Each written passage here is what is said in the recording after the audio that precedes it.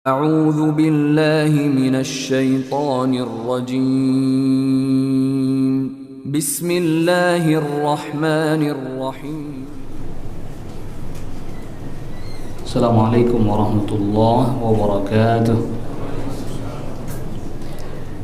إن الحمد لله نحمده ونستعينه ونستغفره ونعوذ بالله من شرور أنفسنا ومن سيئات أعمالنا.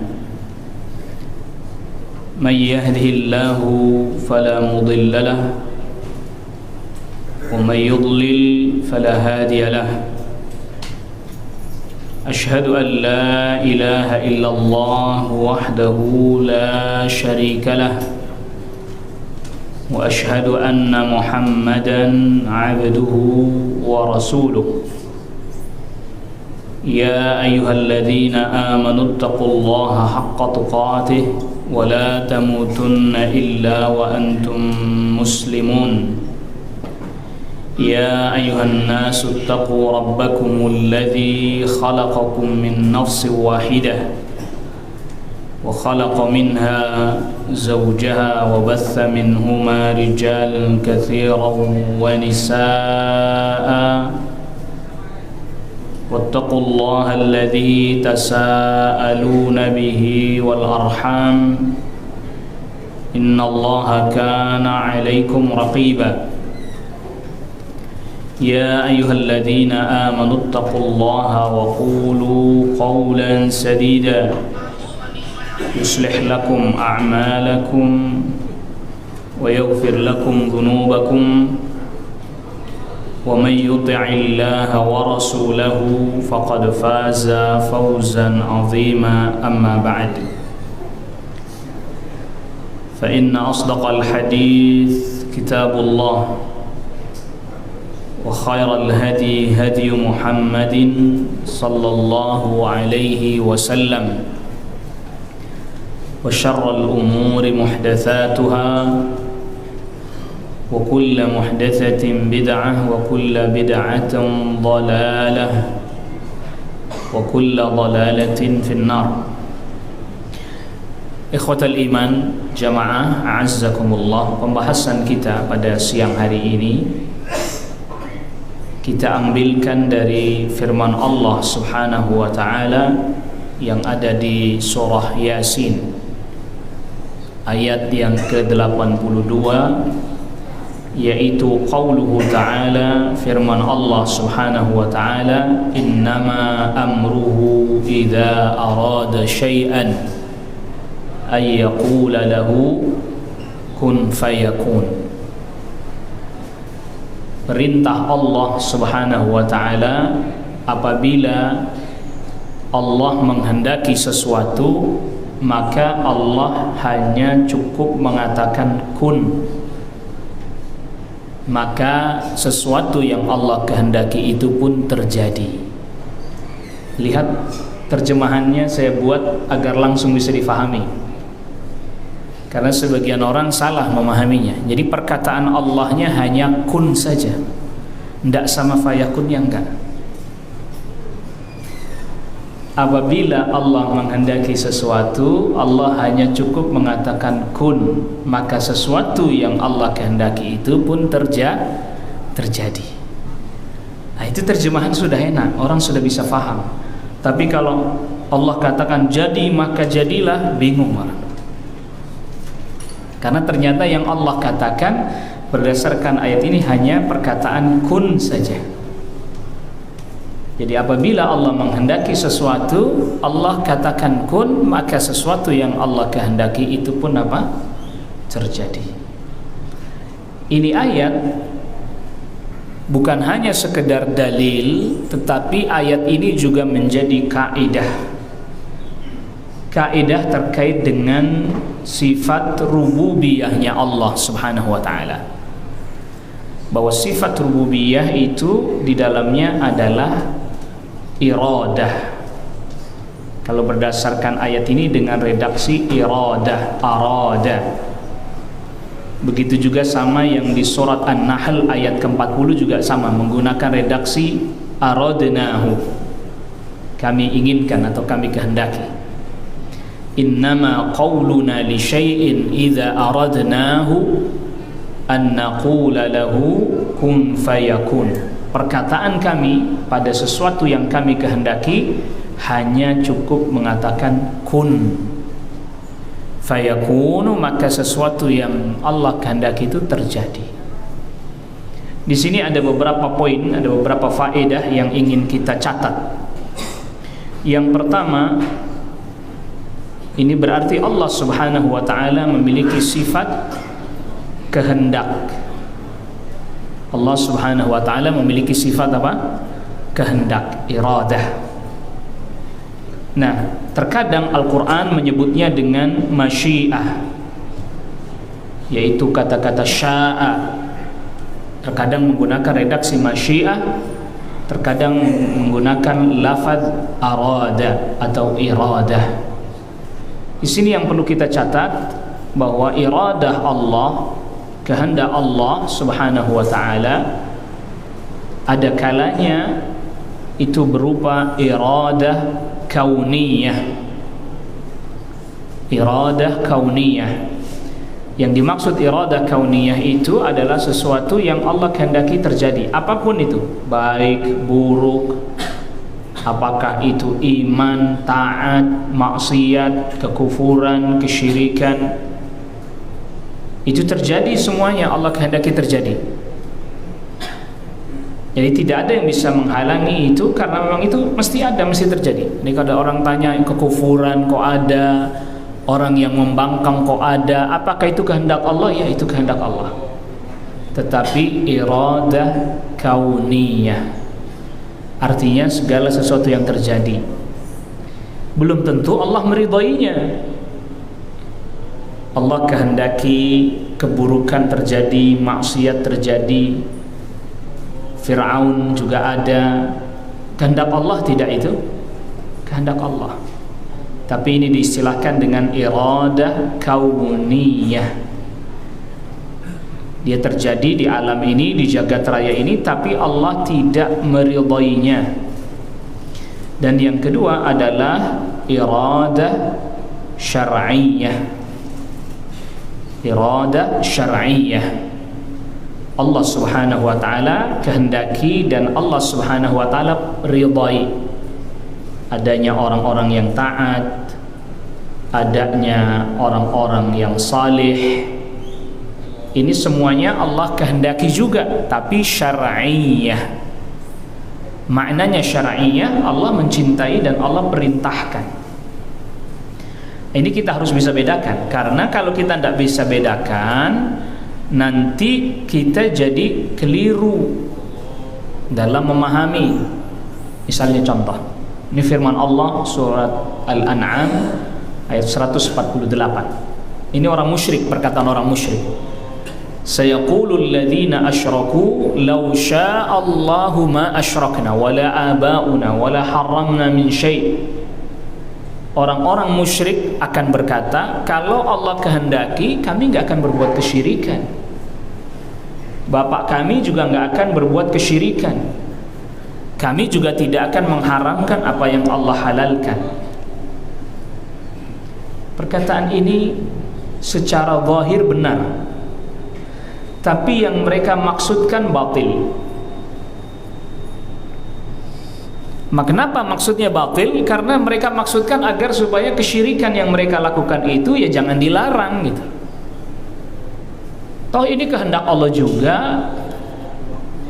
Nah, ini tadi yang kita sudah sebutkan, dia tidak bisa membedakan mana kehendak Allah yang kauniyah, mana kehendak Allah yang syar'iyah. Dia nggak bisa bedakan. Kalau kesyirikan terjadi, itu kehendak Allah kauniyah, dan dia tidak Allah ridai, juga tidak Allah perintahkan, juga tidak Allah bolehkan. Loh, kalau ada orang nanya, kenapa Allah nggak cintai, Allah nggak ridai, Allah nggak bolehkan dijadikan ada? Jadi ujian. Jadi apa? Ujian. Sekarang yang maksiat ada nggak? Ada, maksiat ada. Yang haram ada nggak? Ada, pasti Allah yang kehendaki, itu tidak mungkin. Tidak mungkin Allah nggak kehendaki lalu terjadi, itu nggak mungkin. Anda jangan pernah mengira begitu. Kalau begitu berarti Allah lemah ya. Ada sesuatu di jagat raya ini yang terjadi sedangkan Allah tidak kehendaki, itu nggak mungkin. Nah, mereka ini orang-orang musyrik mengatakan kalau Allah kehendaki kami nggak akan berbuat kesyirikan, orang tua kami juga nggak akan berbuat kesyirikan. Ini kan artinya mereka meyakini bahwa Allah mempunyai sifat kehendak. Itu artinya berarti mereka meyakini rububiyahnya Allah. Berarti mereka meyakini apa? Rububiyahnya Allah. Allah yang hendaki, Allah yang ngatur, Allah yang menetapkan. Itu berarti mereka meyakini itu. Tetapi karena mereka menyimpang dalam hal uluhiyah, dalam hal ibadah kepada Allah Subhanahu wa taala menyimpang, mereka sekutukan Allah, maka mereka jadikan kehendak Allah sebagai alasan untuk membolehkan atau membenarkan kesyirikan yang mereka perbuat. Itu kekeliruannya. Maka Allah Subhanahu wa taala lanjutkan firman-Nya di ayat 148 dari suratul An'am, "Kadzalika kadzdzabal ladzina min qablihim." Begitu juga orang-orang sebelum mereka ngomong seperti ini dusta. Artinya mereka berbicara tentang kehendak Allah itu dengan maksud yang keliru, dengan maksud yang tidak benar. Hatta dzaqu ba'sana, sehingga mereka mencicipi siksa dari kami. Qul hal indakum min ilmin, tanyakan sama dia, apa kalian punya ilmu? Punya ilmu artinya bahwa memang Allah sebelum terjadi kesyirikan, Allah memang menghendaki kesyirikan terjadi. Kita dikasih tahu nggak? Nggak dikasih tahu. Fatukhrijuhu lana, coba keluarkan kalau punya ilmu, beritahukan kepada kami. In tattabi'una illa dhanna wa in antum illa takhrusun. Yang kalian ikuti hanya prasangka, duga-duga saja. Maka dari ayat ini dan ayat-ayat yang lain nanti menjelaskan bahwa nggak boleh seseorang berdalih dengan takdir untuk boleh mengerjakan maksiat. Ya kan saya mencuri begini juga Allah kehendaki, kalau enggak Allah kehendaki kan enggak terjadi. Nah ini enggak boleh, ini berdalih dengan ini. Berarti dari dulu udah ada yang begitu, udah ada. Ya orang musyrik dulu, kalau Allah kehendaki ya kami enggak akan berbuat kesyirikan. Bapak kami juga enggak akan berbuat kesyirikan. Kami juga tidak akan mengharamkan apa yang Allah halalkan ya. Ini ada kekeliruan tadi, dia nggak bisa membedakan mana yang iradah kauniyah, mana iradah syar'iyah. Dia harus dibedakan. Karena nanti kalau enggak keliru, dalam hal ini terjadi kekeliruan. Nah, masyiah ini kehendak Allah atau disebut juga dengan iradah. Kalau yang di 148 dari surat Al-An'am disebutnya masyiah, law syaa Allah, itu masyiah. Nah, masyiah ini kehendak Allah ini mutlak. Mutlak. Sedangkan kehendaknya makhluk diciptakan oleh Allah. Kita punya kehendak juga enggak? Punya. Kitanya diciptakan oleh Allah, kehendak kita juga diciptakan oleh Allah Subhanahu wa taala. Maka antara kehendaknya makhluk dengan kehendaknya Allah sama tidak? Pasti tidak sama. Pasti tidak sama. Apa yang disandarkan dari satu sifat kepada Allah Subhanahu wa taala pasti kesempurnaan. Apa yang disandarkan kepada makhluk dari sifat pasti keterbatasan. Ini udah kaidah umum ini. Allah punya kehendak, manusia punya kehendak. Sama? Pasti beda. Kehendaknya Allah sempurna, pasti itu terjadi, tidak ada yang bisa membantahnya, menyanggahnya. Sedangkan kehendaknya makhluk mengikuti kehendak Allah, artinya diciptakan oleh Allah Subhanahu wa taala. Oleh karena itulah tidak boleh kita mengatakan atas kehendak Allah dan atas kehendak engkau. Tidak boleh.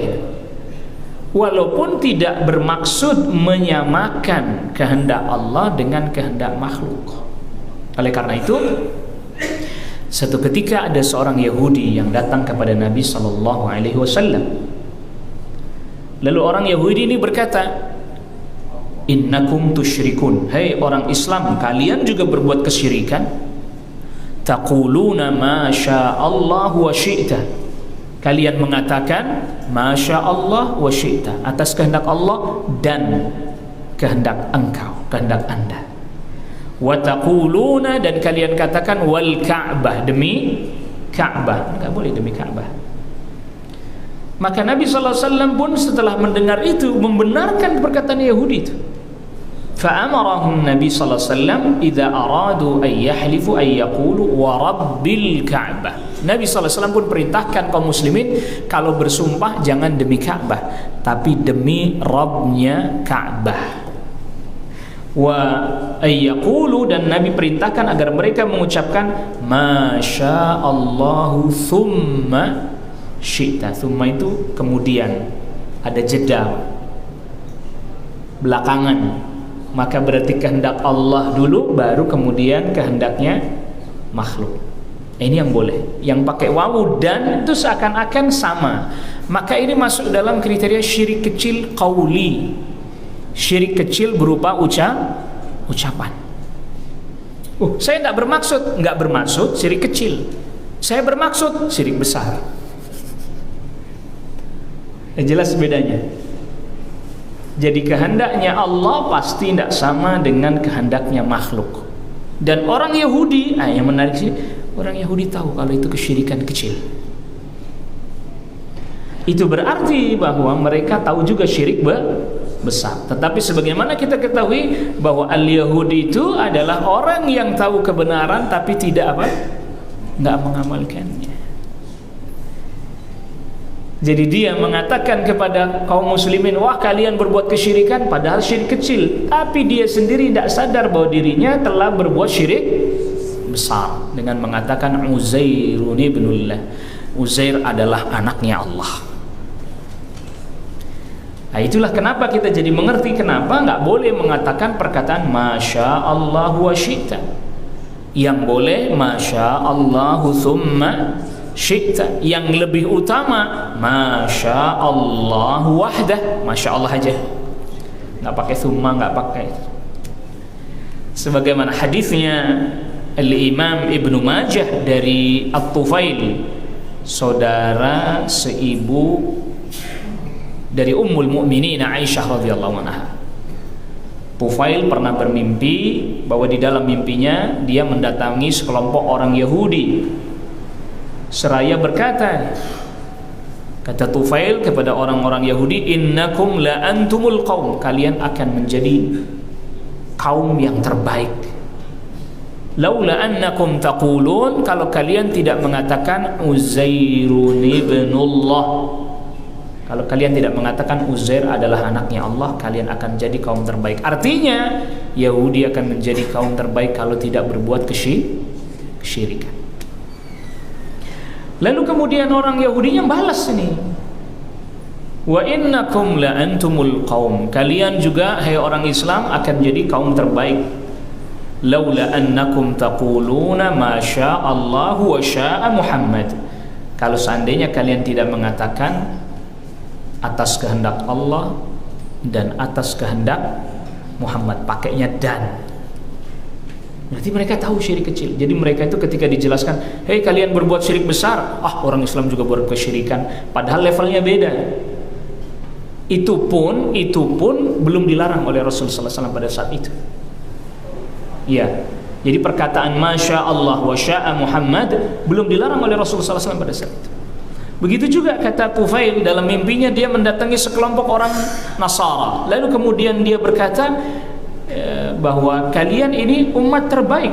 Wa innakum la antumul qaum laula annakum taqulun al-Masih ibnullah.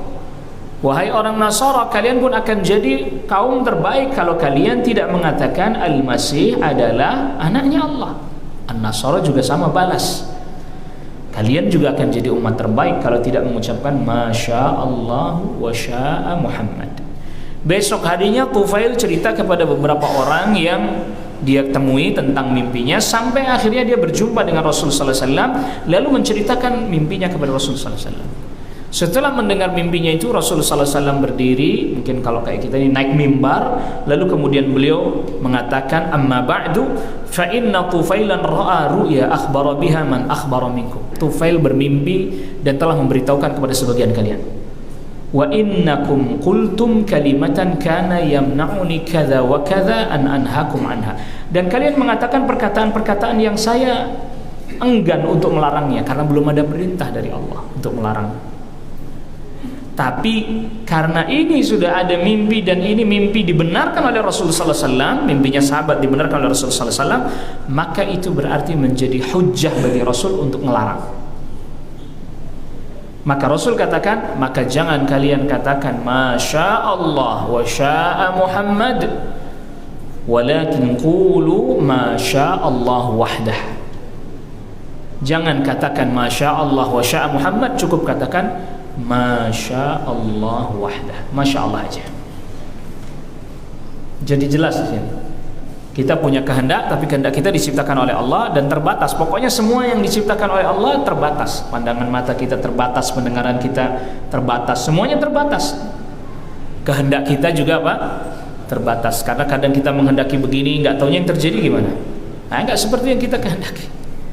Kita merencanakannya begini, kita maunya begini, tidak taunya tidak seperti yang kita rencanakan. Itu tuh tanda bahwa kita lemah.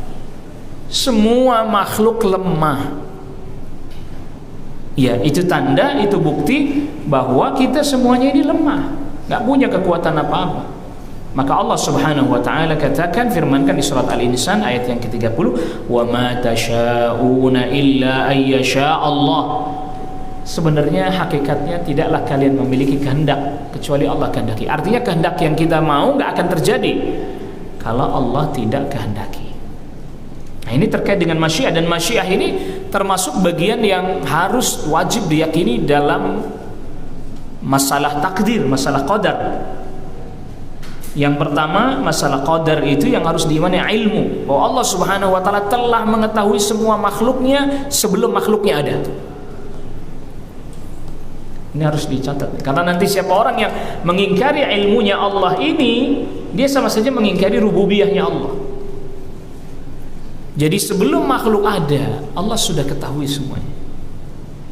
Lalu kemudian yang kedua adalah al-kitabah, dicatat segala sesuatunya di lauhil mahfuz. Allah ciptakan arash, Allah ciptakan qalam, Allah ciptakan lauh mahfuz, lalu Allah perintahkan kepada qalam untuk mencatat di lauhil mahfuz apa yang Allah kehendaki. Rasulullah sallallahu alaihi wasallam bersabda, inna awwala ma khalaqallahu al-qalam. Di antara makhluk yang awal mula diciptakan adalah pena. Faqala lahu uktub, lalu Allah perintahkan kepada pena, tulis. Qala madza aktub, kata pena, ya Allah apa yang mesti aku tulis? Uktub maqadir kulli syai'in ila yaumil qiyamah, tulis takdir segala sesuatu sampai hari kiamat. Wa kana 'arshuhu 'alal ma, dan arasnya Allah ada di atas air. Jadi udah ada duluan aras, kemudian qalam, kemudian lauh mahfuz. Sudah dicatat semuanya 50.000 tahun sebelum Allah ciptakan langit dan bumi. Nanti kita akan luruskan pemahaman tentang kun fayakun dengan memahami ini dulu, ini urutannya. Sudah. Lalu kemudian selanjutnya Allah kehendaki. Jadi sudah Allah catat detail rinci, dan Allah kehendaki itu semua terjadi tepat persis seperti yang telah Allah ketahui, tepat persis seperti yang telah Allah catat. Maka yang ketiga masyiah, kehendak. Dan yang keempat adalah al-khalq. Al-khalq itu penciptaannya. Bahasa sederhana kita, eksekusinya. Apa? Eksekusinya. Maka setiap apa yang telah Allah ketahui dan telah Allah catat, Allah kehendaki itu dilaksanakan tepat pada waktu, tempat yang Allah kehendaki, persis, tidak ada yang meleset sedikit pun. Maka firman Allah Subhanahu wa taala kun fayakun itu bukan berarti tidak Allah ketahui sebelumnya, bukan berarti enggak tercatat sebelumnya, baru tiba-tiba Allah berkehendak belakangan tanpa diketahui sebelumnya, tanpa tercatat sebelumnya, lalu terjadi. Tidak begitu. Jelas itu.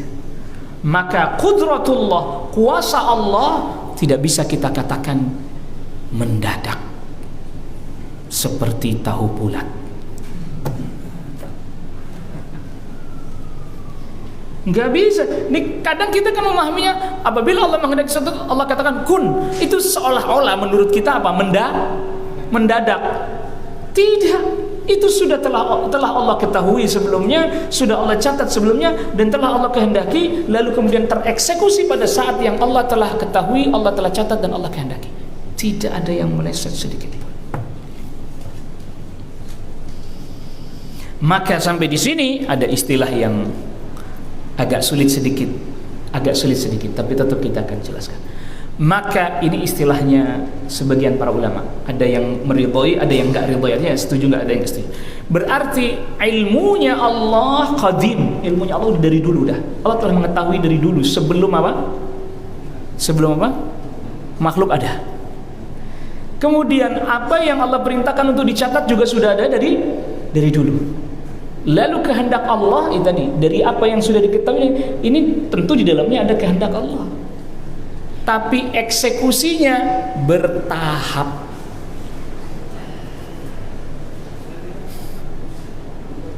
Jelas? Maka ada istilah, kalau istilah dalam masalah kalamullah, qadimun naw, sifat-sifatnya itu sudah terdahulu yang itu. Tapi ketika eksekusinya itu bertahap, satu. Itu pun sudah Allah ketahui, sudah Allah catat, sudah Allah kehendaki. Jadi eksekusinya yang apa? Yang bertahap. Diciptakannya bertahap. Apa langsung brok semua manusia sekian ribu juta semuanya? Enggak kan, bertahap. Ada yang mati, ada yang lahir. Bertahap. Terus seperti itu.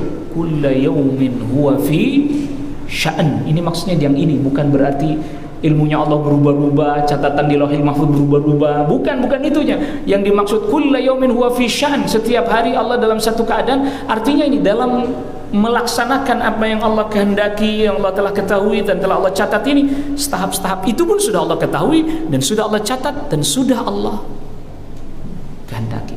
Maka ketika terjadi perubahan, udah Allah ketahui belum? Sudah Allah catat belum? Sudah Allah kehendaki belum? Sudah. Plus sama perubahannya. Maka kalau orang beranggapan bahwa misalnya Allah tetapkan si fulan itu A, lalu kemudian dia berubah jadi B, itu baru belakangan Allah tetapkan, itu keliru. Seakan-akan Allah belum mengetahuinya, Allah belum mencatatnya. Nah itu yang keliru itu. Eksekusinya emang belakangan, tapi Allah telah ketahui, Allah telah catat, Allah telah kehendaki. Oh, Ustaz tanya. Bagaimana dengan hadis Nabi SAW riwayatnya Al-Imam Ibnu Majah, la yaruddul qadar illa doa. Tidak ada yang bisa menolak takdir kecuali apa? Doa. Gimana? Ya, perubahannya sudah diketahui oleh Allah, sudah dicatat oleh Allah Subhanahu wa taala, sudah dikehendaki oleh Allah. Bisa ngapain doa, Ustaz? Jawabannya, jangan masuk wilayahnya Allah. Iya toh? Dan sekarang pertanyaannya, ilmunya Allah kita dikasih tahu enggak? Apa yang Allah catat di Lauhil Mahfuz kita diberitahu enggak? Enggak. Apa yang Allah kehendaki kita diberitahu enggak? Enggak. Kita yang dikasih tahu doa. Doa itu yang dikasih tahu oleh Allah, doalah engkau. Sebab doa secara syar'i itu namanya sebab bisa merubah Takdir itu sebab syar'inya sudah dicatat di Lauhil Mahfuz. Doa bisa merubah takdir. Itu di Lauhil Mahfuz sudah tercatat, itu sudah tercatat. Kita dikasih tahu nih, ilmu yang ini kita dikasih tahu. Artinya tidaklah bisa merubah takdir kecuali doa. Kita terjemahkan bebasnya, berdoalah, berharaplah yang baik-baik. Tuh, terjemahan bebasnya begitu. Ini sering terjemahan letterlock, makanya salah paham terus. Urusan berubahnya sudah Allah ketahui, sudah Allah catat, sudah Allah kehendaki. Itu ranahnya siapa? Ranah Allah, jangan masuk ke situ. Seperti ketika para sahabat bertanya kepada Rasulullah SAW bahwa segala sesuatunya sudah ditakdirkan, fafimal amal, terus kami beramal buat apa Rasul? Semuanya udah dicatat. Apa Rasul sabdakan? Amalu, udah beramal aja, ranahnya ente amal. Masuk ranah Allah. Bro, jangan-jangan saya beramal soleh gini tapi ditakdirkan neraka. Nah, itu ranah Allah. Ranah Anda tuh berdoa, berharap kepada Allah, memperbaiki amal, istighfar, mohon kebaikan, mohon ampunan, mohon dimasukkan surga, mohon dijauhkan dari neraka. Itu ranah kita. Soal di sono catatannya kayak apa? Urusan Allah Rabbul Alamin. Ente masuk ke situ pusing. Iya. Masuk ke ranah itu pusing. Mau minum obat pusing berapa kali tetap aja pusing karena nggak dikasih tahu ilmunya. Ini kadang manusia sama kayak yang menarik begini. Sama kayak tentang hadis turunnya Allah di sepertiga malam terakhir kan. Ya, gimana turunnya Allah? Dia masuk ranahnya Allah. Ditambah lagi gini dia bilang kalau Allah turun di sepertiga malam terakhir, di sini kan udah malam, di sana belum malam katanya. Berarti jadinya Allah turun terus dong, kagak naik-naik katanya. Lah dia mikirinnya gitu. Hadis turunnya Allah di sepertiga malam terakhir itu ada lanjutannya. Siapa orang yang berdoa kepadaku, aku ijabah. Siapa orang yang mohon ampun, man yastaghfiruli, aghfirlah, aku ampuni dia. Wa man sa'alani a'taituhu ma sa'al, yang minta kepadaku aku berikan apa yang dia. Nah, mikirnya sebenarnya ranahnya kita tuh yang di situ loh. Oh, sepertiga malam terakhir ini bangun, sholat, doa, ibadah, mohon kepada Allah. Itu dia bangun mikirin Allah turun, nggak ketemu ibadah enggak, doa enggak, mikirin ya Allah turunnya bagaimana ya gitu. Jadi kan awas ini memahaminya keliru. Dia mikirin Allah turunnya bagaimana nih ya. Tuh kan orang disuruhnya doa dia mikirin itu. Wah, seperti malam terakhir tadi kan Allah Subhanahu wa taala yang ngatur waktu bukan? Iya kan? Yang hadis la tasubud dahr, jangan kalian mencela waktu, mencela masa. Wa ana dahr, aku adalah masa. Maksudnya uqallibul laila wan nahar, aku yang membolak-balikan siang dan malam. Allah yang ngatur apa? Waktu. Coba perhatikan, Allah yang ngatur waktu. Hadis nuzul sepertiga malam terakhir kalau kita nggak pahami dengan benar, itu berarti seolah-olah Allah diatur oleh waktu. Gimana nih cara menemukannya? Di hadis lain Allah sebutkan saya yang mengatur waktu. Uqallibul laila wan nahar, aku yang membolak-balikkan malam siang, berganti silih berganti ya. Dan banyak ayat menjelaskan tentang itu. Tapi hadis turun, Allah Rabbuna turun sepertiga malam terakhir ke langit dunia. Seakan-akan seolah-olah turunnya Allah itu diatur oleh waktu. Nah, itu yang difahami oleh sebagian orang itu sehingga dia pusing kalau di sini malam, di sana belum malam. Berarti di sini udah turun, di sana belum turun katanya. Jawabannya ya tadi itu. Dia masuk ranahnya Allah. Sepertiga pertanyaan, sepertiga malam terakhir itu waktu bagi Allah atau waktu bagi kita untuk doa minta itu tadi? Waktu bagi kita lah. Dia jadi mikirin turunnya Allah, bangun-bangun malam bukannya sholat doa. Allah turunnya bagaimana nih? Di sini Allah udah turun, di sana belum turun. Dia perlu pemahaman ini yang baik, yang benar. Kalau enggak akhirnya itu tadi dia jadi bingung sendiri. Pak, yang bingung banyak ini Pak. Saking bingungnya sampai direkam disebarin lewat media sosial. Kebingungannya disebarkan lewat media sosial, biarin aja dia bingung. Kita enggak bingung kok. Mau Anda menyerupakan makhluk siapa juga dari awal menyerupakan makhluk. Dia justru yang dari awal menyerupakan Dia dari awal yang menyerupakan makhluk itu dia dari awal. Kalau di sini malam di sana, lah itu kan makhluk. Allah kan tidak begitu. Allah yang ngatur waktu, masa Allah diatur begitu sama dia?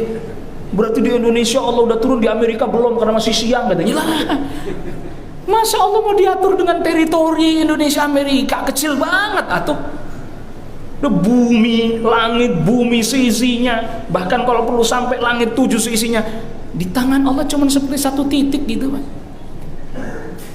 Pakai diatur di Indonesia Amerika, gimana Amerina itu? Ya kita kembali lagi tadi. Jadi cara memahami kehendak Allah itu bukan dengan mendadak, Allah mendadak tanpa ada ilmu sebelumnya. Enggak. Mendadak, si fulan kok saya catat begini, saya rubah deh. Ya enggak gitu dong. Itu mah bukan Allah Rabbul Alamin yang maha kuasa. Itu mah lemah. Karena ada di antara makhluknya yang tidak Allah ketahui, si fulan. Nah, makanya saya sering sampaikan ketika orang tanya, Ustaz, apakah ada takdir yang berubah? Ada, tapi perubahannya telah Allah ketahui, telah Allah catat di Lauhul Mahfuz, telah Allah kehendaki. Jadi menurut ilmunya Allah berubah enggak? Enggak, emang udah begitu. Ranahnya Allah, jangan masuk. Jangan cari-cari tahu, karena enggak dikasih tahu Nabi Rasul, enggak dikasih tahu Mas antum. Ranahnya kita tadi doa, berharap, meminta, berbaik sangka kepada Allah. Itu ranah kita di situ. Ketika kita ranah masuk di sini, udah pusing. Lalu kemudian selanjutnya fayakun, fa itu tartib. Tartib itu ada proses. Ma'al ittisal, seketika itu juga proses berjalan. Jadi kun fayakun, ketika Allah katakan kun, terjadi maka jadi, bukan berarti tak ada proses, tetap ada proses. Cuma bedanya ada yang prosesnya wajar, kita bisa pahami, ada yang prosesnya di luar kebiasaan. Gitu ya.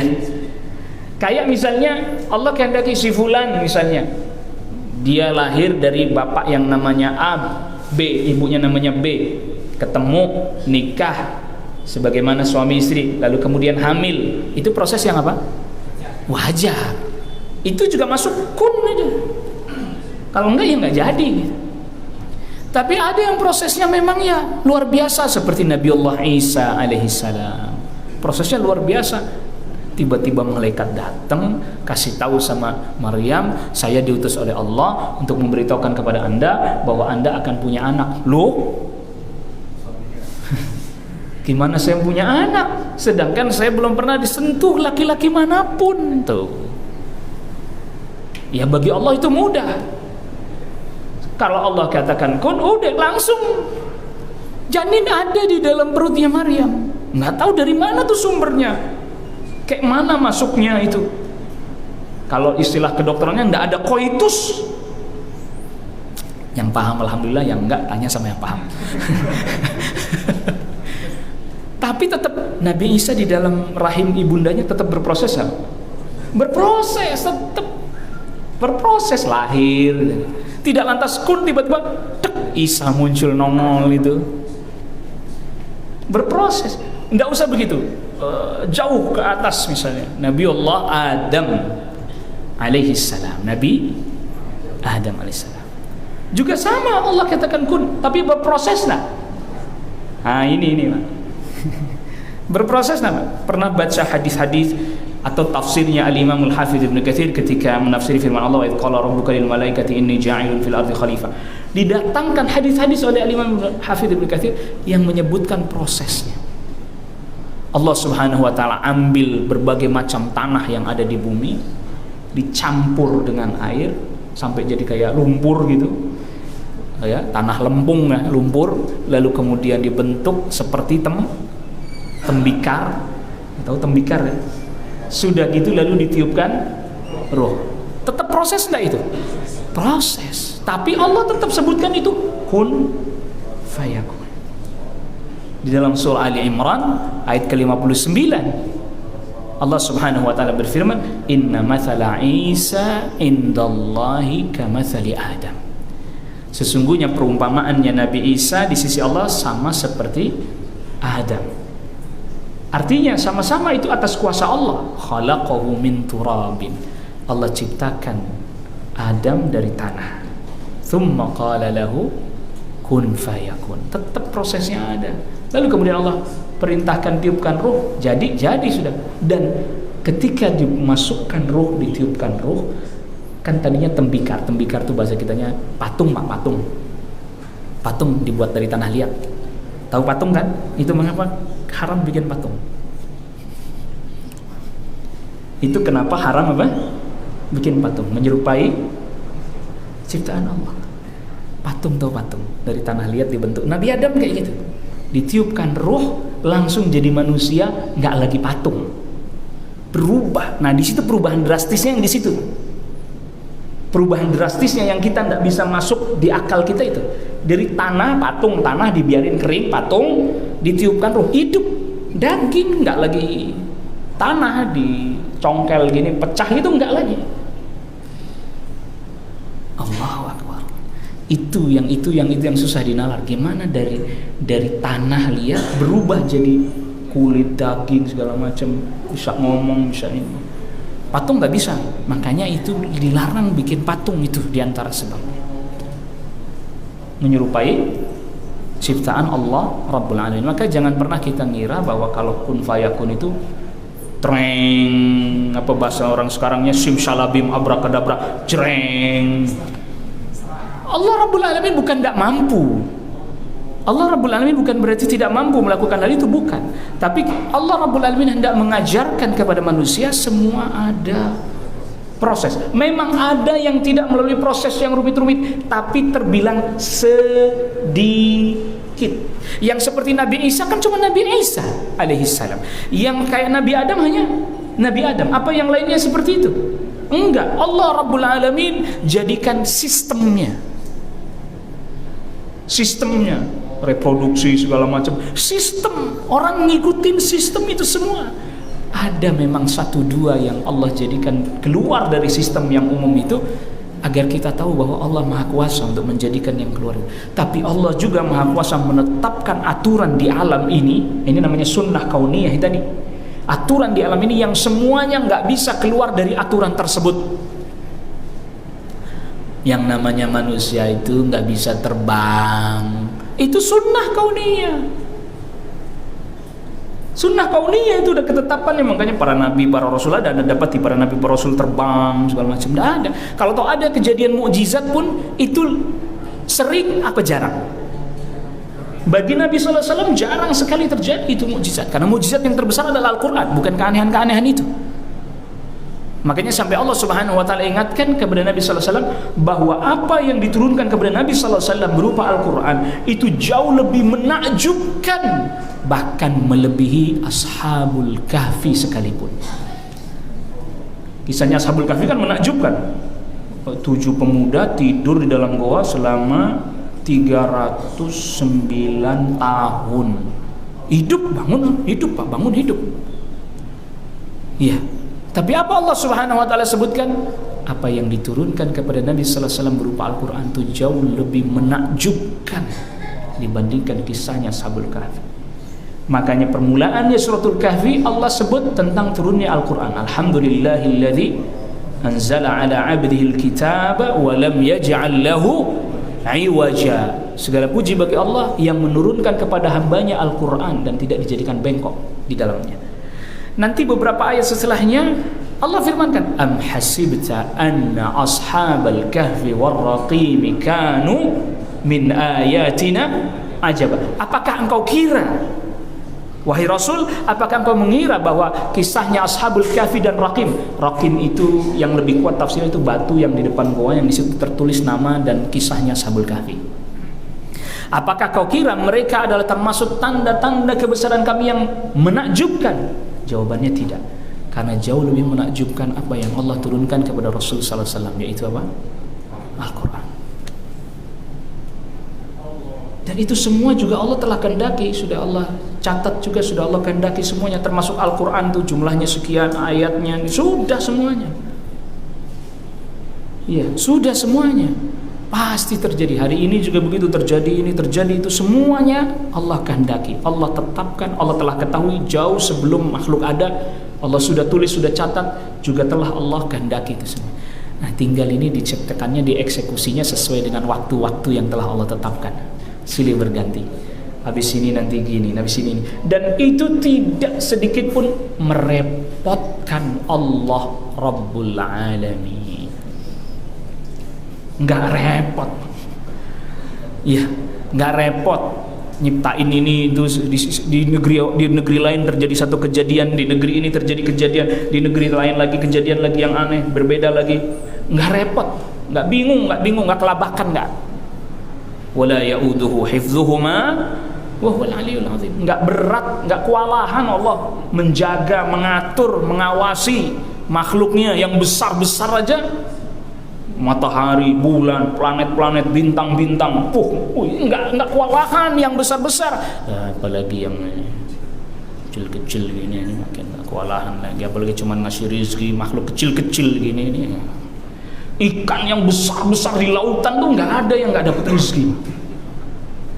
Yang katanya lautan itu berapa tahap tuh sampai yang paling bawah tuh makin besar makhluknya itu, nggak ada dia. Nggak kewalahan Allah, apalagi cuma makannya cuma sepiring, 2 piring ya, enteng gitu.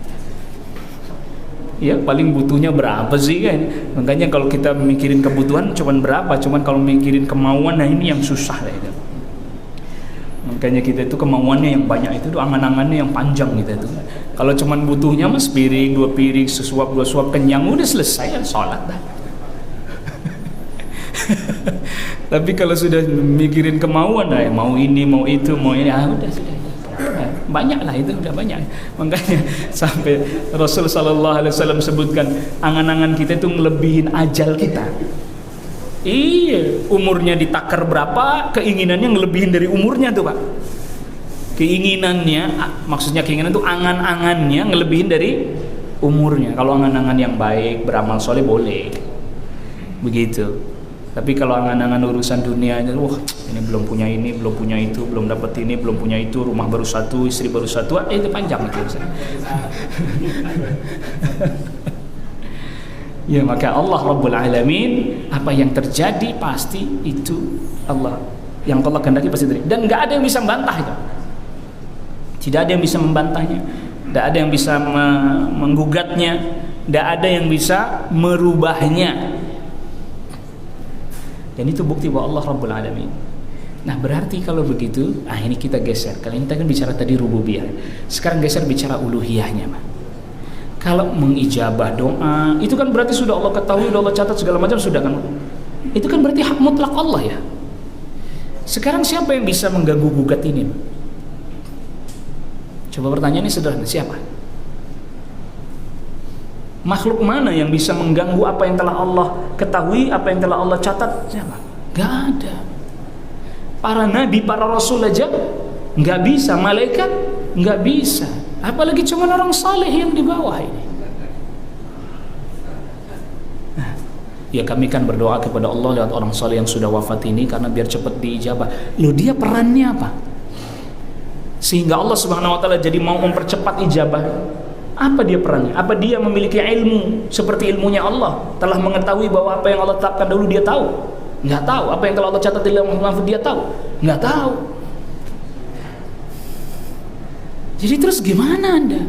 Ya ini kan maksudnya kami hanya mendekatkan diri kepada Allah itu ya, bukan bermaksud cepat diijabah. Itu aja kesyirikan. Hanya supaya lebih dekat, kerasa lebih dekat kepada Allah. Ya itu aja kesyirikan, yang itu aja kesyirikan. Apalagi Anda sampai meyakini kalau lewat orang soleh itu doa Anda lebih cepat diijabah. Wah ini berarti Allah bisa diintervensi dong. Iya, ya nggak begitu. Nah terus gimana? Ya nggak begitu juga Ustaz. Maksudnya kan dia orang soleh. Jadi iya betul dia orang soleh, punya kedudukan tinggi di sisi Allah, betul. Yang kasih kedudukan itu Allah, yang jadikan dia soleh Allah. Ya betul ya, oke. Terus ya jadi cepat diijabah. Emang dia bisa intervensi Allah Rabbul Alamin? Mempengaruhi Allah Rabbul Alamin. Ya Allah karena dia berdoa dengan menyebut nama saya, tolong kabulin lebih cepat. Begitu kan? Apakah kemudian Allah Subhanahu wa taala mengabulkan doa? Musyawarah dulu. Musyawarah loh. Dikumpulin para wali, orang-orang soleh. Pengikut kamu yang mana yang banyak doa lewat kamu? Nanti saya ijabahnya lebih cepat. Apa begitu? Allahu Akbar. Apalagi sampai kemudian minta fulus itu. Ya Allah, di kuburan ya Rabbana ya Kudus, aksir lana bil fulus. Yang merah yang halus-halus. La ilaha illallah. Astagfirullah. Loh, ini kaum muslimin loh, yang ngerjakan ini kaum muslimin loh. Salat, puasa, zakat, haji. Astagfirullah. Nasallallahu alaihi wasallam. Coba apa yang terjadi ini? Padahal dia yakin. Memang pemahaman keyakinan apa yang Allah kehendaki itu yang terjadi, itu pemahamannya harus benar. Artinya yang nggak ada yang bisa ganggu gugat, nggak bisa intervensi. Nabi Ibrahim aja nanti di akhirat bukan hari ini, itu nggak bisa ngintervensi Allah. Ya Rabb, ya Allah, ini ayah saya nih. Satu kehinaan bagi saya kalau dia dimasukkan neraka. Tolong bolehkan dia masuk ke dalam surga bersama dengan saya. Sahih riwayat Imam Bukhari itu. Nggak bisa. Inni haramtul jannah 'alal kafirin, hai Ibrahim, aku sudah haramkan surga bagi orang kafir. Dalam ilmunya Allah, dalam catatan Allah di Lauhil Mahfuz, dalam kehendaknya Allah, ini sudah nggak bisa, haram. Nggak bisa diganggu gugat. Nabi Ibrahim, bapaknya para nabi, bapaknya para rasul, nggak bisa, Pak. Apalagi cuman penguasa Priuk, Pak. Nabi Ibrahim, bapaknya para nabi, para rasul, semua para nabi dan rasul setelah beliau itu dari keturunan beliau semuanya. Gak bisa. Saya sudah haramkan surga bagi orang kafir, termasuk ayahmu itu. Tapi Allah masih rahmah kepada Nabi Ibrahim. Coba lihat ke belakang, dirubah rupa ayahnya. Lalu ditanya, apa itu ayahmu? Bukan, jadi gak mengenali lagi. Sebagian riwayat menyebutkan dirupa seperti hewan buas. Akhirnya kemudian dimasukkan ke dalam neraka, tapi Nabi Ibrahim tidak bersedih karena tidak tahu kalau itu adalah ayahnya setelah dirubah rupanya. Itu hadis sahih riwayat Imam Bukhari. Gak bisa. Makanya berdoanya hanya kepada Allah. Itu sisi uluhiyahnya. Kalau tadi kan sisi rububiyahnya. Jadi match tuh. Oh iya. Kalau Anda tidak meyakini bahwa orang saleh yang sudah wafat itu bisa mengabulkan doa, ya kan saya cuman biar dekat kepada Allah. Ya itu kesyirikan. Yang Allah sebutkan, bukan saya. Maka sering saya sampaikan, kalau tidak percaya catat aja surat Az-Zumar ayat 3, baca berulang-ulang, fahami. Walladzina ittakhadhu min dunihi awliya ma na'buduhum illa liqarribuna ila Allahi zulfa. Mereka yang menjadikan selain Allah sebagai sesembahan, mereka katakan kami nggak nyembah mereka, cuman hanya kami jadikan sarana untuk mendekatkan diri kepada Allah. Jadi dia nggak ya kalau ijabah doa lewat dia jadi cepat, enggak, cuman biar makin deket aja kepada Allah, biar makin khusyuk kita, biar makin mantap kita. Ya itu kesyirikan. Apalagi sampai meyakini bisa ngasih fulus itu tadi. Allah Ustaz. Ya kan maksudnya Allah. Lah ya itu kesyirikan. Itulah kesyirikan. Apalagi nanti lama-lama akhirnya bergeser karena dialah bisa terjaga dari musibah syirik akbar. Makanya kayak sebagian cerita, jangan dibongkar kuburnya, nanti tsunami katanya. Astagfirullah. Jangan bongkar kuburan orang soleh ini, nanti terjadi Allahu Akbar, kehendak Allah dia udah lupa, kuasa Allah dia lupa, sehingga ini karena ini nih. Bahkan lebih ini lagi foto kejadian juga itu ada orang Islam kebakaran, kanan kiri rumahnya kebakaran, rumah dia nggak kebakaran. Kok bisa? Berkahnya foto ini nih, fotonya orang soleh.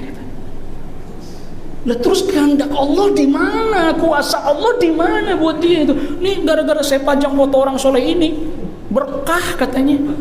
Yang lain kebakaran, rumah saya nggak kebakaran. Terus kuasa Allah di mana? Qudratullah di mana? Terhalang akhirnya.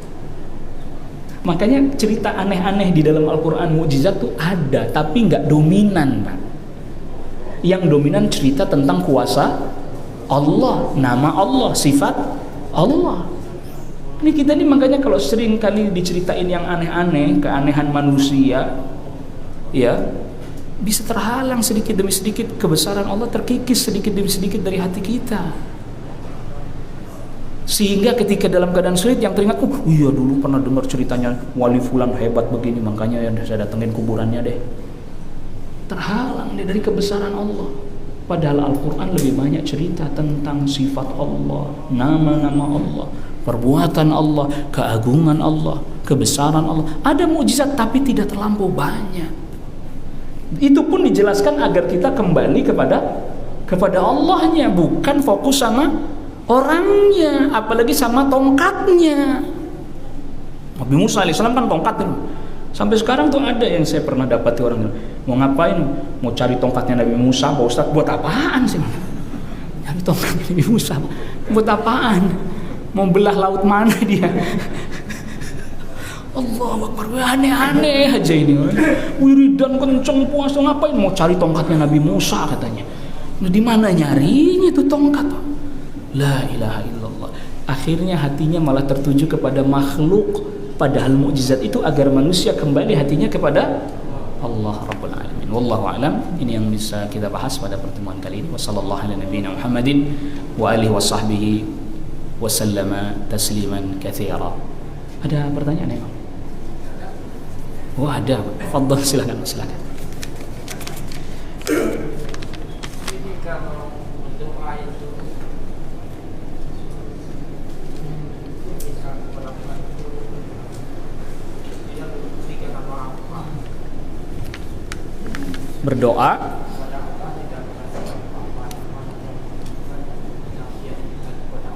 berdoa enggak minta apa-apa.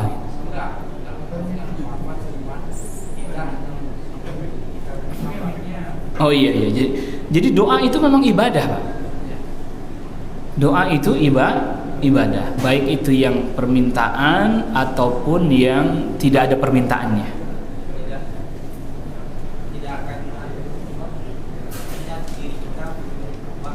Iya betul itu. Jadi soal dikabulkannya tetap kita berharap, tapi tidak berharap jangka pendek. Tetap harus berharap, tapi tidak berharap jangka pendek. Maksudnya kalau kita berharapnya jangka pendek tuh kadang dunia doang, akhirnya ketika tidak dikabulkan di dunia kita jadi apa? Nggak mau doa. Ngapain doa nggak dikabul? Padahal doa itu diijabah dalam 3 bentuk. Pertama, persis seperti yang kita minta. Kedua, dijauhkan kita dari mara bahaya. Kita mintanya harta tapi dijauhin dari mara bahaya, dari penyakit. Yang ketiga, nanti Allah berikan di surga. Nah, maka perkataannya sahabat Umar ibn Khattab radhiyallahu an, buat saya nggak terlalu memikirkan diijabahnya doa. Yang penting saya berdoa. Itu maksudnya bukan berarti tanpa berharap. Tetap ada berharap tapi jangka panjang. Artinya kalaulah hendak dikabulkan di sini, tetap pasti Allah kabulkan nanti di surganya Allah Rabbul Alamin. Wallahu a'lam. Bagaimana dengan dalil bahwasanya ketika Nabi Adam dan Nabi Musa berdebat, kemudian Nabi Adam berdalih dengan takdir dan Nabi Adam yang menang. Oh enggak, yang berdalih dengan takdir yang Nabi Musa. Maksudnya berdalih dengan takdir, maksudnya Nabi Adam menjelaskan bahwa memang takdirnya begini, tapi Nabi Adam bukan membenarkan perbuatannya. Jadi kan hadisnya begini, Nabi Adam ihtajallahu Musa wa Adam. Nabi Adam dan Nabi Musa berdebat. Ini ada ceritanya, satu ketika ada yang di zamannya Harun ar-Rasyid. Zamannya Harun ar-Rasyid ada yang nanya, ketemu di mana tuh Nabi Adam sama Nabi Musa? Marah Harun ar-Rasyid, ambil pedang. Cukup saya sediakan pedang bagi orang yang membantah hadis Rasul sallallahu alaihi wasallam. Tuh, zamannya Harun ar-Rasyid itu nggak boleh sembarangan debat-debat hadis. Hadis apaan? Nabi Adam dan Nabi Musa ketemunya di mana gitu. Itu kalau khalifahnya Harun ar-Rasyid sediain pedang mau disembelih itu orang, dipenggal tuh. Harun ar-Rasyid bukan saya. Nah, di dalam hadis itu kan kata Nabi Musa alaihissalam, terjemah bebasnya nih, gara-gara Anda nih kita ini semua jadi di dunia nih. Kalau Anda nggak bikin maksiat kan kita masih di sorga. Kata Nabi Musa, Kata Nabi Adam, bagaimana saya bisa menghindar dari sesuatu yang telah Allah tetapkan 50.000 tahun sebelum Allah ciptakan langit bumi? Tuh, maka Nabi Adam menang, Nabi Musa diem, nggak bisa bantah lagi. Itu kan berarti dia berdalil dengan takdir? Bukan. Ia menjelaskan bahwa itu semua takdir. Nabi Adam tidak pernah berdalil dengan takdir untuk tidak menyesali dosa dan kesalahannya. Beda ya. Nabi Adam bilang begitu, tapi bukan berarti dia nggak menyesal, dia nggak mohon ampun kepada Allah. Dia menyesal nggak? Menyesal. Dia mohon ampun kepada Allah nggak? Mohon ampun. Bahkan sampai hari kiamat ketika manusia dikumpulkan di mahsyar, Nabi Adam tetap takut akan dosa yang dulu dia kerjakan. Ketika manusia datang, Nabi Adam, andakan bapaknya manusia, Allah ciptakan dengan kedua tangannya langsung. Doa kepada Allah biar kami disegerakan hisab. Saya nggak berani. Saya pernah bikin salah dulu. Tuh. Ingat sampai nanti di mahsyar, ingat Nabi Adam alaihissalam. Padahal udah berapa lama itu? Kita kan bikin dosa baru kemarin aja lupa. Itu artinya bahwa Nabi Adam alaihissalam tidak berdalih dengan takdir. Enggak. Beliau tetap menetapkan itu dari sisi kauni, tapi tidak menyanggah sisi syar'inya.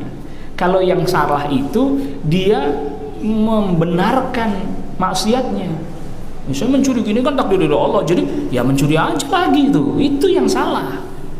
Nabi Adam menjelaskan kepada Nabi Musa, memang itu takdir, saya nggak bisa menghindar lagi. Tapi bukan berarti Nabi Adamnya kemudian tidak mohon ampun kepada Allah, nggak menyesali maksiat. Ini beda ya, beda antara Adam alaihissalam dengan yang orang musyrik yang tadi kita sudah sebutkan. Nabi Adam tetap menyesal dan mohon ampun kepada Allah Rabbul Alamin. Wallahu a'lam. Subhanakallah bihamdik, asyhadu an la ilaha illa anta astaghfiruka wa atubu ilaik. Assalamualaikum warahmatullahi wabarakatuh.